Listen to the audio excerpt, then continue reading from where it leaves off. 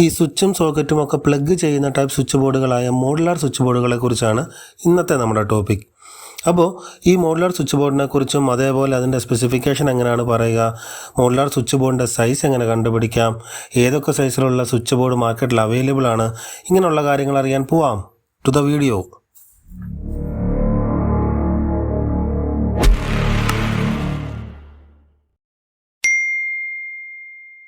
ഈ modular switch ബോർഡിൻ്റെ പ്രധാനപ്പെട്ട ഭാഗങ്ങൾ എന്ന് പറയുമ്പോൾ ഒന്ന് മോഡുലാർ ബോക്സ്. അത് മെറ്റലിലും അവൈലബിൾ ആണ്, അതേപോലെ തന്നെ PVCയിലും. ഈ കൺസീൽഡ് വയറിംഗ് കേട്ടിട്ടില്ലേ, അതായത് ഭിത്തി വെട്ടി അതിനകത്തൂടെ ചെയ്യുന്ന ടൈപ്പ് ഓഫ് വയറിംഗ്. അപ്പം ഈ കൺസീൽഡ് വയറിംഗ് ആണ് നമ്മൾ ചെയ്യുന്നതെങ്കിൽ അവിടെ നമ്മൾ മെറ്റൽ ബോക്സ് ആണ് ഉപയോഗിക്കുക.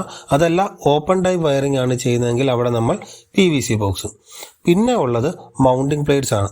ഈ മൗണ്ടിങ് പ്ലേറ്റ്സ് രണ്ടെണ്ണം ഉണ്ട്, ഒരു ഇന്നർ പ്ലേറ്റും പിന്നെ ഒരു ഔട്ടർ പ്ലേറ്റും.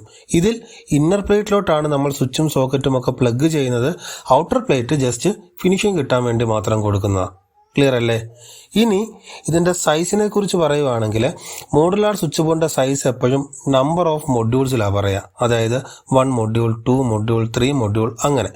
അപ്പോൾ മോഡുലാർ സ്വിച്ച് ബോർഡുകളുടെ കാര്യത്തിൽ ഒരു സിംഗിൾ പോൾ വൺ വേ സ്വിച്ചിൻ്റെ സൈസിനെയാണ് ഒരു മൊഡ്യൂളായി കണക്കാക്കുക. ക്ലിയർ? അപ്പോൾ ഒരു മൊഡ്യൂളിൻ്റെ പ്ലേറ്റ് എന്ന് പറയുമ്പോൾ അതിൽ ഒരു single pole one way switch വെക്കാനുള്ള സ്പേസ് ഉണ്ടാവും. അതല്ല 2 മൊഡ്യൂളിൻ്റെ ആണെങ്കിലോ അതിൽ 2 സിംഗിൾ പോൾ വൺ വേ സ്വിച്ചുകൾ വെക്കാനുള്ള സ്പേസ് ഉണ്ടാവും. അതല്ല 3 മൊഡ്യൂളിൻ്റെ പ്ലേറ്റ് ആണെങ്കിലോ അതിൽ 3 സിംഗിൾ പോൾ വൺ വേ സ്വിച്ചുകൾ വെക്കാനുള്ള സ്പേസ് ഉണ്ടാവും. അങ്ങനെ പോവാം. ക്ലിയർ അല്ലേ? ഇനി ഇതൊന്ന് നോക്കിക്കേ. ഇത് ഒരു 3 പിൻ സോക്കറ്റ് ആണ് അല്ലേ? അപ്പോൾ ഒരു സിംഗിൾ പോൾ വൺ വേ സ്വിച്ചിൻ്റെ സൈസിനെ വെച്ച് കമ്പയർ ചെയ്യുമ്പോൾ ഈ ഒരു സോക്കറ്റിൻ്റെ സൈസ് ഏകദേശം എത്ര കാണും? 2 single pole one way switch ചേർത്ത് വെക്കുന്നതിൻ്റെ അത്രയും വരും അല്ലേ? അപ്പോൾ ഇൻ നമ്പർ ഓഫ് മൊഡ്യൂൾസ് ഒരു 3 പിൻ സോക്കറ്റിൻ്റെ സൈസ് എത്ര ആയിരിക്കും?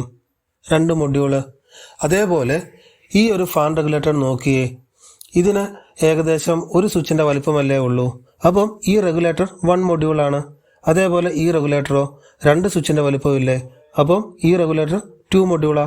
ക്ലിയർ അല്ലേ? അതേപോലെ ഈ ഒരു ഡബിൾ പോൾ സ്വിച്ച് നോക്കിക്കേ, അത് 2 സിംഗിൾ പോൾ സ്വിച്ചിൻ്റെ വലിപ്പമില്ലേ, അപ്പം അതും 2 മൊഡ്യൂൾ. അപ്പം ഒരു സ്വിച്ച് ബോർഡിൽ എത്ര സ്വിച്ചുകൾ വരുന്നുണ്ട്, അതിൽ എത്ര സിംഗിൾ പോൾ ഉണ്ട്, ഡബിൾ പോൾ ഉണ്ട്, അതേപോലെ തന്നെ സോക്കറ്റ് എത്ര വരുന്നുണ്ട്, അതേപോലെ റെഗുലേറ്റർ വരുന്നുണ്ടെങ്കിൽ അത് 1 മൊഡ്യൂൾ ടൈപ്പ് ആണോ അതോ 2 മൊഡ്യൂൾ ടൈപ്പ് ആണോ, ഇങ്ങനെയുള്ള കാര്യങ്ങളൊക്കെ നോക്കിയാണ് ഒരു സ്വിച്ച് ബോർഡിൻ്റെ സൈസ് കണ്ടുപിടിക്കുന്നത്. ആദ്യം നമുക്ക് സ്വിച്ച് ബോർഡിൻ്റെ സൈസിൻ്റെ അവൈലബിലിറ്റി നോക്കിയിട്ട് സൈസ് കണ്ടുപിടിക്കാം. ഓക്കെ. അപ്പം ഇവിടെ ഓർക്കേണ്ട ഒരു കാര്യം, ബോക്സും മൗണ്ടിങ് പ്ലേറ്റും സെപ്പറേറ്റ് ആണ് വാങ്ങുന്നത്. അതേപോലെ ശ്രദ്ധിക്കേണ്ട മറ്റൊരു കാര്യം, നമ്മൾ വാങ്ങുന്ന സ്വിച്ചും ബോക്സും മൗണ്ടിങ് പ്ലേറ്റും എല്ലാം ഒരു കമ്പനിയുടെ സെയിം മോഡൽ തന്നെ ആയിരിക്കണം. അതാണ് സേഫ്. അല്ലെങ്കിൽ ചിലപ്പോൾ പണി കിട്ടാം. അതായത് ഒരു ഉദാഹരണത്തിന് ഈ സ്വിച്ച് എന്ന് പറയുന്നത് ലെഗ്രൻ്റെ മൈലിങ്ക് എന്ന് പറയുന്ന മോഡലാണ്.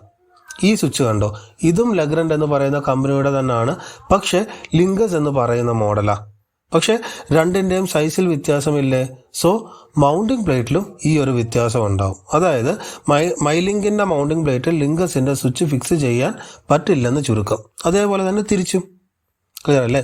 ചില സമയങ്ങളിൽ ഈ ബോക്സിൻ്റെ കാര്യത്തിലും ചിലപ്പം മാറ്റങ്ങൾ വന്നേക്കാം. അപ്പം അതും കൂടെ ഒന്ന് ഉറപ്പിച്ചിട്ട് വേണം നമ്മൾ ബോക്സും വാങ്ങാൻ. ക്ലിയർ? ഈ മൗണ്ടിങ് പ്ലേറ്റിൻ്റെ അവൈലബിലിറ്റി സാധാരണ വരുന്നത് 1 module, 2 module, 3 module, 4 module, 6 module, 8 module, 12 module, 18 module. ചില കമ്പനികളുടെ ചില മോഡലുകൾക്ക് 9 മൊഡ്യൂളും 16 മൊഡ്യൂളും വരുന്നുണ്ട്, പക്ഷെ അതത്ര കോമൺ ആയിട്ട് കാണാറില്ല. ഇനി ബോക്സിൻ്റെ കാര്യത്തിലോട്ട് വരുമ്പം 1 ബാർ 2 മൊഡ്യൂൾ അവൈലബിൾ ആണ്. അതായത് 1 മൊഡ്യൂളിൻ്റെയും 2 മൊഡ്യൂളിൻ്റെയും പ്ലേറ്റിന് ഒരേ സൈസിലുള്ള ബോക്സാണ് വരുന്നത്. ക്ലിയർ? പിന്നെ 3 മൊഡ്യൂളിൻ്റെ അവൈലബിലിറ്റി വരുന്നുണ്ട്. അതേപോലെ 4, 6 ബാർ 8, 12, 18. അപ്പോൾ ഇങ്ങനെയൊക്കെയാണ് ബോക്സിൻ്റെ അവൈലബിലിറ്റി. സ്വിച്ച് ബോർഡിൻ്റെ സൈസ് കണ്ടുപിടിക്കാൻ നമുക്കൊരു ഉദാഹരണം നോക്കാം. ഇപ്പോൾ ഒരു മുറിയിൽ 2 ലൈറ്റ്, ഒരു ഫാന്, ഒരു 6 ആമ്പിയർ 3 പിൻ സോക്കറ്റ് എന്നിവ ഉണ്ടെന്നിരിക്കട്ടെ. അപ്പോൾ ഇത്രയും കാര്യങ്ങൾ ഒരു സ്വിച്ച് ബോർഡിൽ നിന്ന് കൺട്രോൾ ചെയ്യണം. അങ്ങനെയെങ്കിൽ ആ സ്വിച്ച് ബോർഡിൻ്റെ സൈസ് എത്ര വേണം? ഒന്ന് പോസ്റ്റ് ചെയ്ത് കൂട്ടി നോക്കിക്കേ. 2 ലൈറ്റ് കൺട്രോൾ ചെയ്യാൻ നമുക്ക് 2 6 ആമ്പിയർ വൺ വേ സ്വിച്ച് വേണം അല്ലേ? അപ്പോൾ നമുക്കിവിടെ 2 ലൈറ്റ് കൺട്രോൾ ചെയ്യാൻ മാത്രം 2 മൊഡ്യൂളിൻ്റെ ആവശ്യമുണ്ട് അല്ലേ? അപ്പം അതേപോലെ തന്നെ ഇനി ഒരു ഫാൻ ഉണ്ടല്ലോ, ഫാൻ കൺട്രോൾ ചെയ്യാൻ എന്തൊക്കെ വേണം? ഒരു 6 ആമ്പിയർ വൺ വേ സ്വിച്ച് വേണം, അതേപോലെ ഒരു ഫാൻ റെഗുലേറ്ററും വേണം. അപ്പം ഈ ഫാൻ കൺട്രോൾ ചെയ്യാൻ മാത്രം എത്ര മൊഡ്യൂൾ ആവശ്യം വരും? 6 ആംപിയർ വൺ വേ സ്വിച്ചിന് ഒരു മൊഡ്യൂൾ പ്ലസ് ഫാൻ റെഗുലേറ്ററിന് 2 മൊഡ്യൂൾ. അപ്പോൾ ടോട്ടൽ ഫാൻ കൺട്രോൾ ചെയ്യാൻ മാത്രം നമുക്കിവിടെ 3 മൊഡ്യൂളിൻ്റെ ആവശ്യമുണ്ട്. ക്ലിയർ അല്ലേ? ഇനി ഈ സ്വിച്ച് ബോർഡിലൊരു 6 ആംപിയർ 3 പിൻ സോക്കറ്റ് ഇവിടെ വരുന്നുണ്ട്. അതിന് എത്ര മൊഡ്യൂൾ ആവശ്യം വരും? 6 ആംപിയർ 3 പിൻ സോക്കറ്റ് കൊടുക്കാൻ നമുക്ക് 2 മൊഡ്യൂൾ വേണം. പ്ലസ് ഈ 6 ആംപിയർ സോക്കറ്റ് കൺട്രോൾ ചെയ്യാൻ ഒരു 6 ആംപിയർ വൺ വേ സ്വിച്ച് കൂടി വേണമല്ലോ, അതിന് ഒരു മൊഡ്യൂൾ വേണം. അപ്പം ഈ 6 ആംപിയർ 3 പിൻ സോക്കറ്റ് കൊടുക്കാൻ മാത്രം ടോട്ടൽ 3 മൊഡ്യൂൾ ആവശ്യം വരും. ക്ലിയർ ആണല്ലോ? അപ്പോൾ ഇത്രയും കാര്യങ്ങൾ, അതായത് ഈ 2 ലൈറ്റും 6 ആംപിയർ സോക്കറ്റും ഫാനും കൺട്രോൾ ചെയ്യാൻ ടോട്ടൽ എത്ര മൊഡ്യൂളിൻ്റെ ആവശ്യം വരും? 2 ലൈറ്റിന് 2 മൊഡ്യൂൾ പ്ലസ് ഫാനിന് 3 മൊഡ്യൂൾ പ്ലസ് 6 ആംപിയർ സോക്കറ്റിന് 3 മൊഡ്യൂൾ. ടോട്ടൽ 2, 3, 5, 3, 8 മൊഡ്യൂൾ വേണം. അപ്പം ഇവിടെ നമുക്ക് വേണ്ടത് 8 മൊഡ്യൂളിൻ്റെ ബോക്സും 8 മൊഡ്യൂളിൻ്റെ പ്ലേറ്റുമാണ്. ക്ലിയർ ആണല്ലോ? അപ്പം ഇവിടെ ഓർക്കേണ്ട കാര്യം, നമ്മൾ കൊടുക്കുന്ന സ്വിച്ച് ആണെങ്കിലും സോക്കറ്റ് ആണെങ്കിലും ഫാൻ റെഗുലേറ്റർ ബോക്സും പ്ലേറ്റും എല്ലാം സെയിം കമ്പനിയുടെ സെയിം മോഡൽ തന്നെ ആയിരിക്കണം. ഓക്കെ അല്ലേ?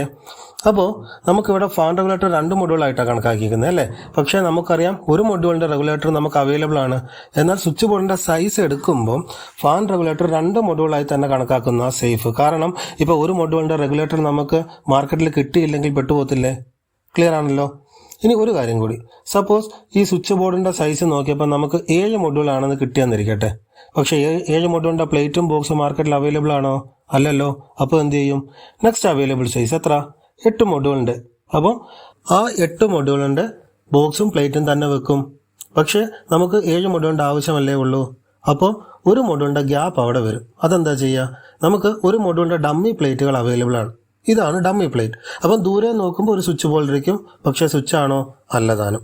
അപ്പം ഈ ഗ്യാപ്പ് നമ്മൾ ഈ ഡമ്മി പ്ലേറ്റുകൾ വെച്ചിട്ട് എന്ത് ചെയ്യും? കവർ ചെയ്യും.